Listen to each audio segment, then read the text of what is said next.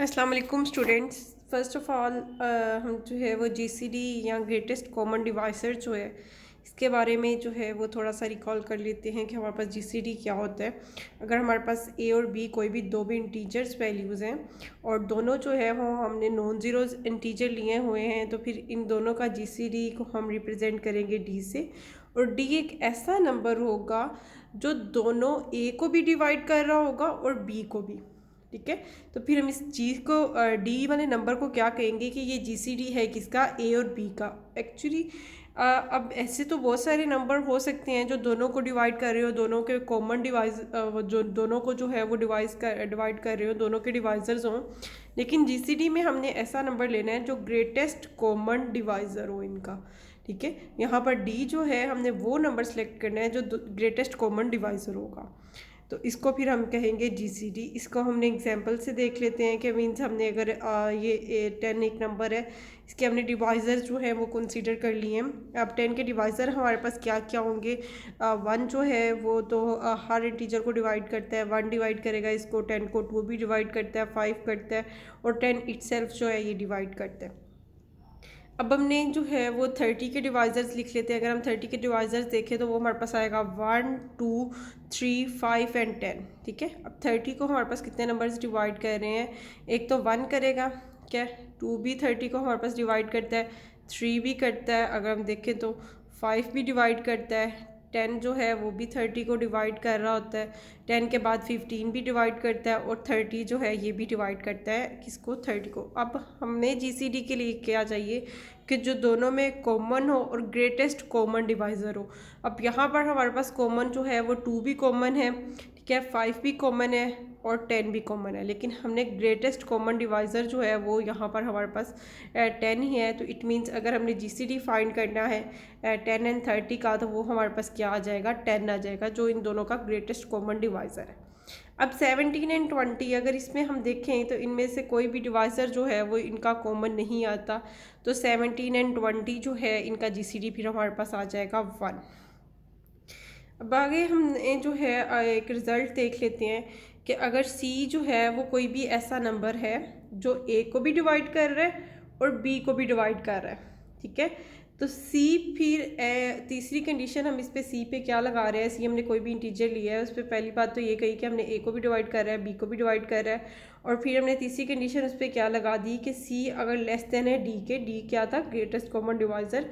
तो फिर ये सी वाला जो नंबर है ये हमारे पास इस डी को भी जो है वो डिवाइड करेगा। ये बहुत इंपॉर्टेंट रिज़ल्ट है, इसको आपने जो है वो याद रखना है कि इस ये हमें रिज़ल्ट बता क्या रहा है कि अगर सी जो है वो ए को भी डिवाइड कर रहा है, बी को भी डिवाइड कर रहा है, तो डी तो ऐसा नंबर हम ले रहे थे जो ए और बी को डिवाइड कर रहा हो लेकिन ग्रेटेस्ट कॉमन डिवाइज़र था।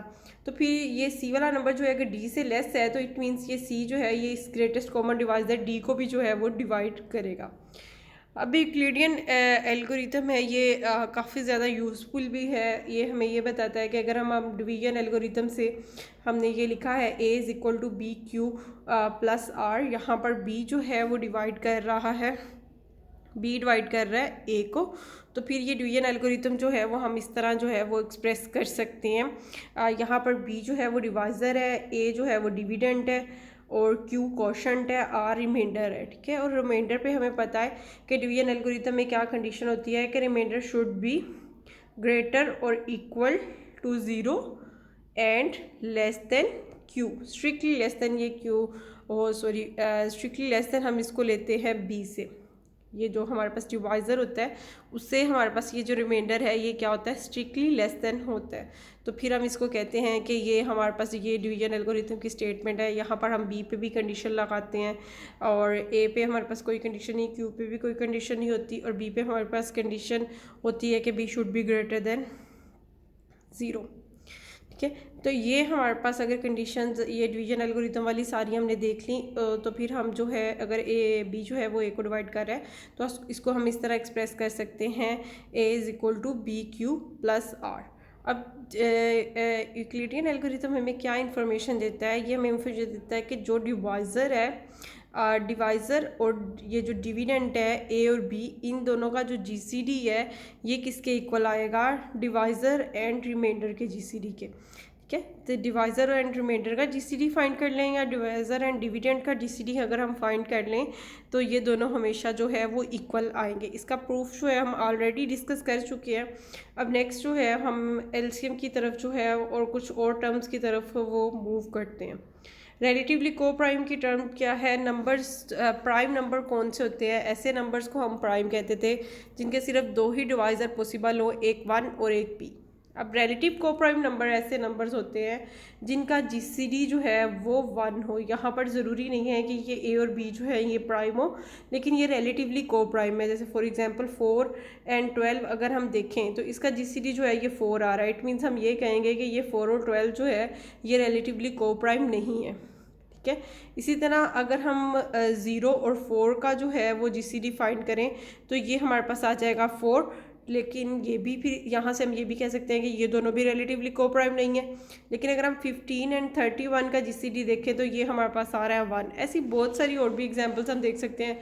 3 और 7 का अगर हम जीसीडी देखें वो भी हमारे पास 1 आता है। ऐसे बहुत सारे नंबर्स हैं जिनका जीसीडी जो है वो 1 आता है, और ऐसे नंबर्स जिनका जीसीडी 1 आ जाए उसको हम कहेंगे कि ये रिलेटिवली को प्राइम है।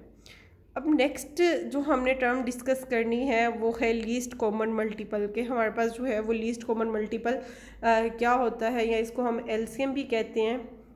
The LCM of two positive integers a and b is a unique positive integer L such that a divides L and b divides L. So L is a common multiple of a and b. GCD में हमने क्या कहा था कि वो greatest common divisor था, और D जो है वो A को भी डिवाइड कर रहा था, D B को भी डिवाइड कर रहा था।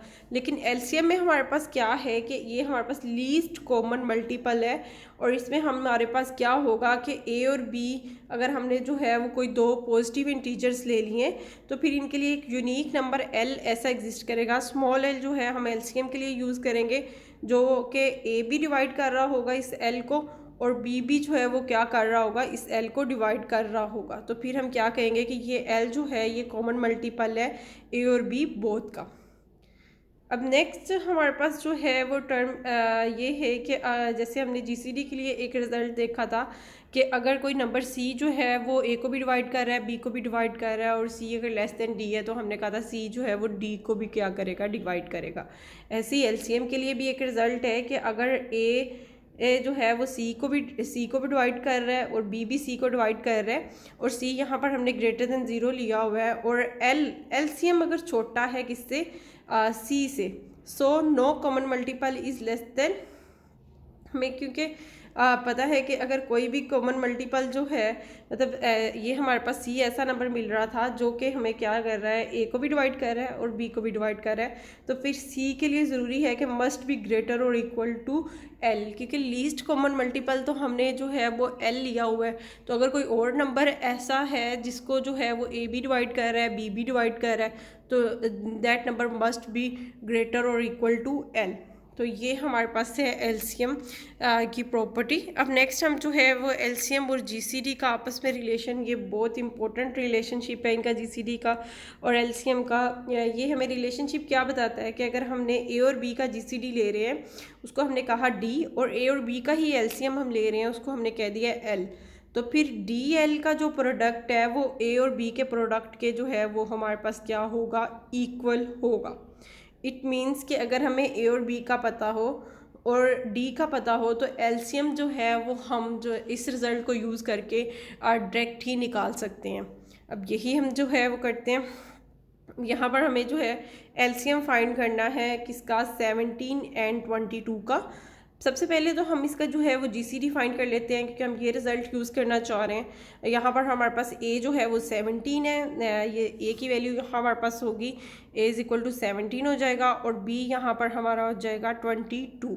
अब हम फाइंड करना चाह रहे हैं एलसीएम, तो पहले हम इस रिज़ल्ट को यूज़ करके फाइंड करना चाह रहे हैं, तो पहले हम जीसीडी फाइंड कर लेते हैं। 17 एंड 22 का हम जीसीडी फाइंड करें तो इसका जो है वो ग्रेटेस्ट कॉमन डिवाइज़र जो है वो हमारे पास आ रहा है 1। अब इसका हमें फाइंड करना है एलसीएम। अब एलसीएम जो है वो जीसीडी और एलसीएम का प्रोडक्ट जो है वो ए और बी के प्रोडक्ट के इक्वल होता है। तो यहाँ पर डी एल जो है वो हमारे पास ए और बी के प्रोडक्ट के इक्वल आ जाएगा, क्योंकि डी की वैल्यू तो यहाँ पर हम 1 पुट कर देंगे, तो इसका जो अगर हम 17 को 22 से मल्टीप्लाई करते हैं तो हमारे पास आ जाता है 374। मीन्स कि हमने एलसीएम फाइंड करने का जो है वो एक मेथड देख लिया कि हम इस मेथड से जो है वो एलसीएम फाइंड कर सकते हैं इजीली, अगर हम जीसीडी फाइंड कर लें उन दोनों नंबर्स का, और फिर हम उससे जो है वो एलसीएम फाइंड कर सकते हैं। अब नेक्स्ट जो है वो एलसीएम और जीसीडी फाइंड करने के कुछ और मेथड्स जो है वो हमने डिस्कस करने हैं।